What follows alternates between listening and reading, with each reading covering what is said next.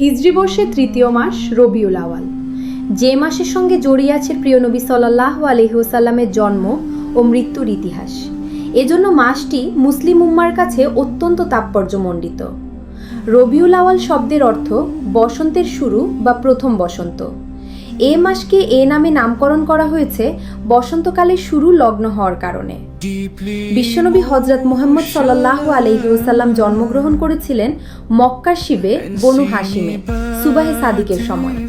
সেদিন ছিল সোমবার। সহিহ সূত্রে বর্ণিত হাদিসে রাসূল সাল্লাল্লাহু আলাইহি ওয়াসাল্লাম নিজেই জানিয়েছেন তিনি সোমবার জন্মগ্রহণ করেছিলেন।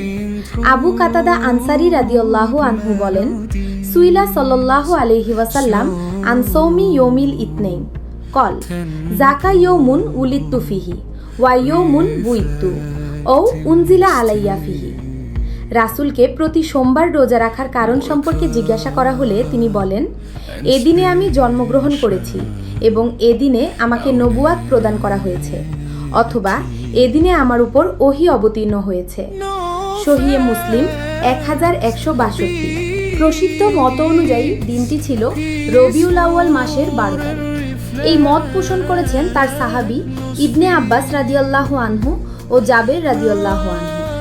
নবীজি সাল্লাল্লাহু আলাইহি ওয়াসাল্লাম প্রথম জীবনীকার ইবনে ইসহাকের মতো এটি। রাসূলের সাল্লাল্লাহু আলাইহি ওয়াসাল্লামের জন্মের সময় তার মা আমিনা দেখেছিলেন তার সামনে এমন একটি জ্যোতি উদ্ভাসিত হয়েছে যার আলোয় শামের রাজপ্রাসাদ পর্যন্ত আলোকিত হয়ে উঠেছে। ইরবাজ ইবনে সারিয়া থেকে বর্ণিত, রাসূল সাল্লাল্লাহু আলাইহি ওয়াসাল্লাম বলেছেন, ইন্নী ইনদাল্লাহি মাকতুব খাতামুন নাবিয়িন ওয়া ইন্না আদাম আলী মুনজাদিলুন ফি তিনাতিহি ওয়া সাউখবিরুকুম বি আওয়ালি আমরি দাওয়াতু ইব্রাহিম ওয়া বিশারাতু হিসা ওয়া রুইয়া উম্মি আল্লাতী রাত হিনা ওয়াদাতনি ওয়া কদ খারাজা লাহা নূর আদা লাহা মিনহু কুসুরুশ শাম। আল্লাহ তাআলার কাছে আমি তখনও শেষ নবী হিসেবে লিপিবদ্ধ ছিলাম যখন আদম আলাইহিস সালাম মাটির সাথে মিশেছিলেন। আমার নবুয়তের প্রথম প্রকাশ ঘটে ইব্রাহিমের আলাইহিস সালাম দোয়া এবং ঈশার আলাইহিস সালাম ভবিষ্যৎবাণীর মাধ্যমে, আর আমার মায়ের স্বপ্নে।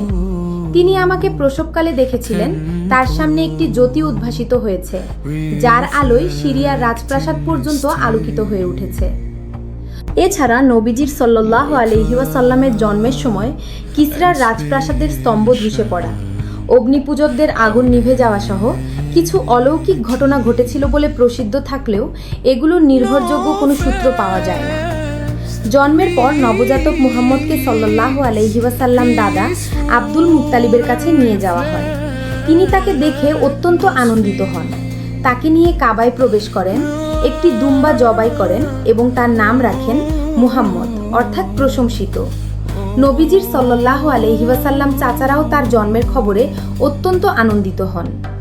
যে দাসী নবীজির সাল্লাল্লাহু আলাইহি ওয়াসাল্লাম চাচা আবু লাহাবকে তার জন্মের সংবাদ দিয়েছিল তিনি তাকে মুক্ত করে দেন। তার নাম ছিল সুয়াইবা। সুয়াইবা রাসূলের সাল্লাল্লাহু আলাইহি ওয়াসাল্লাম প্রথম দুধ মা হালিমা সাদিয়ার রাদিয়াল্লাহু আনহা দায়িত্বে দেওয়ার আগ পর্যন্ত তিনি রাসূলকে সাল্লাল্লাহু আলাইহি ওয়াসাল্লাম দুধ পান করান। তাই রবিউল আউয়াল এলে মুমিন হৃদয়ে বারবার নাড়া দিয়ে যায় প্রিয় নবী সাল্লাল্লাহু আলাইহি ওয়াসাল্লাম। তাকে নিয়ে কবিতা রচনা করা হয়, বিভিন্ন প্রবন্ধ, নিবন্ধ ও বই লেখা হয়, বিভিন্ন কর্মসূচি গ্রহণ করা হয়। মুসলিম বিশ্বের নানা প্রান্তে অনুষ্ঠিত হয় ঈদে মিলাদুন নবী ও সিরাতুন নবী সাল্লাল্লাহু আলাইহি ওয়াসাল্লাম মাহফিল।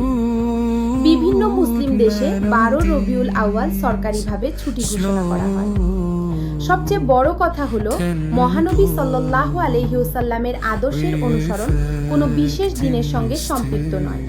তার আদর্শ নিত্যদিনের জন্য, সব যুগে ও সব সময়ের জন্য। অন্য যে কোনো আদর্শ তার আদর্শের সামনে গৌণ। আল্লাহ তাআলা ইরশাদ করেন, যারা আল্লাহ ও শেষ বিচার দিবসের আশা রাখে এবং আল্লাহকে অধিক স্মরণ করে তাদের জন্য আল্লাহ রাসূলের মধ্যে উত্তম আদর্শ রয়েছে। সুতরাং প্রতিটি ক্ষণে প্রতিটি কাজে অনুসরণ করার জন্য মহানবী সাল্লাল্লাহু আলাইহি ওয়াসাল্লামের সুন্নাহ রয়েছে তার সুমহান আদর্শ। তাই সে মোতাবেক জীবন পরিচালনা করার মধ্যে নবী প্রেমের সার্থকতা লুকায়িত। আল্লাহ তাআলা মুসলিম উম্মাহকে মহানবীর সাল্লাল্লাহু আলাইহি ওয়াসাল্লাম সুন্নাহ মোতাবেক জীবন পরিচালনার তৌফিক দান করুন।